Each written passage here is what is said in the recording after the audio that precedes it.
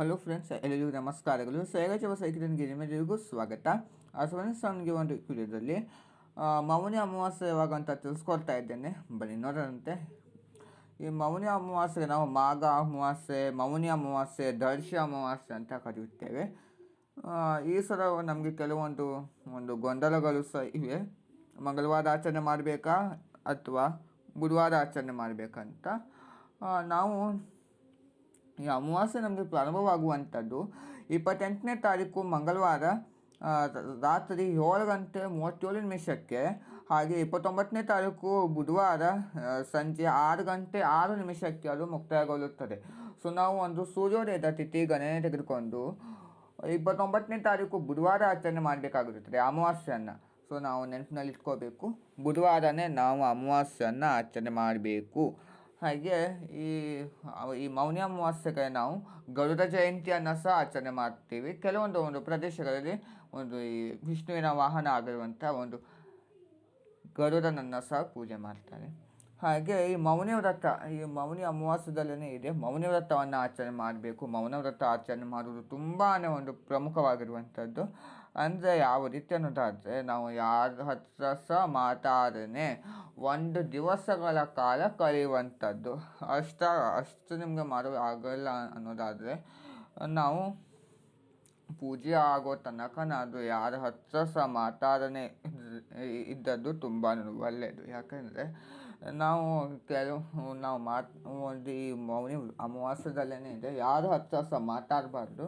So ನಮ್ಮ ಪಾಡಿಗೆ ಅಷ್ಟೇ ನಾವು ದೇವರದ್ದು ಒಂದು ಧ್ಯಾನವನ್ನು ಮಾಡಬೇಕು. ಆ ಥರ ಮೌನ ವ್ರತವನ್ನು ಆಚರಣೆ ಮಾಡಬೇಕು. ಮತ್ತು ಗಂಗಾ ತುಂಗಾ ನದಿಯ ತೀರದಲ್ಲಿ ನಾವು ಸ್ನಾನ ಮಾಡುವಂಥದ್ದು. ಈಗಾಗಲೇ ನನಗೆ ಒಂದು ಮಾಘ ಸ್ನಾನದ ಬಗ್ಗೆ ತಿಳಿಸ್ಕೊಟ್ಟಿದ್ದೇನೆ. ಮಹಾಕುಂಭ ಮೇಳದಲ್ಲಿ ನಮಗೆ ಈ ಮೌನಿ ಅಮಾವಾಸ್ಯೆ ದಿನದಂದು ಸಹ ಒಂದು ಸ್ನಾನವಿರ್ತದೆ.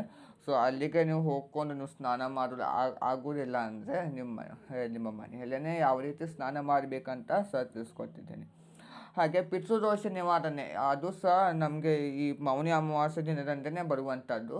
ಪಿತೃದೋಷ ನಿಮಗೆ ಏನಾದರೂ ಸಹ ಪಿತೃದೋಷವಿದ್ದರೆ ತಿಲತರ್ಪಣ ಬಿಡುವಂಥದ್ದು. ಹಾಗೆ ಈ ಪಿತೃಗಳಿಗೆ, ಕಾಗೆಗಳಿಗೆ ಸ್ಪೆಷಲಿಯಾಗಿ ನೀವು ಮೊಸರನ್ನು ನೀವು ಸಿದ್ಧತೆ ಮಾಡಿಕೊಂಡು ಅದರಲ್ಲಿಗೆ ಸ್ವಲ್ಪ ಕಪ್ಪೆಲ್ಲನ್ನು ಹಾಕಿ ಟೆರೆಸ್ ಮೇಲೆ ಇಟ್ಟರೆ ಯಾವುದಾದ್ರೂ ಅದು ಒಂದು ಪಕ್ಷಿಗಳು ತಿಂತಾರೆ. ಕಾಗೆನೇ ತಿನ್ನಬೇಕಂತೇನಿಲ್ಲ, ಯಾವುದಾದ್ರೂ ಪಕ್ಷಿಗಳು ತಿಂದಿದ್ದರೆ ನಿಮ್ಮ ಪಿತೃಗಳ ಒಂದು ಆತ್ಮಕ್ಕೆ ಚಿರಶಾಂತಿ ಸಿಗ್ತದೆ ಅಂತ ಸಹ ಅದು ನಂಬಿಕೆ. ಸೊ ಆದ್ದರಿಂದ ಇದು ನೀವು ಪ್ರತಿ ಅಮಾವಾಸ್ಯೆಯಲ್ಲಿ ನೀವು ಮಾಡಿ. ಈ ಒಂದು ಅಮಾವಾಸ್ಯೆ ಮಾಡಿದರೆ ಅದು ನಿಮಗೆ ಏನು ಪರಿಹಾರ ಸಹ ಲಭಿಸುವುದಿಲ್ಲ.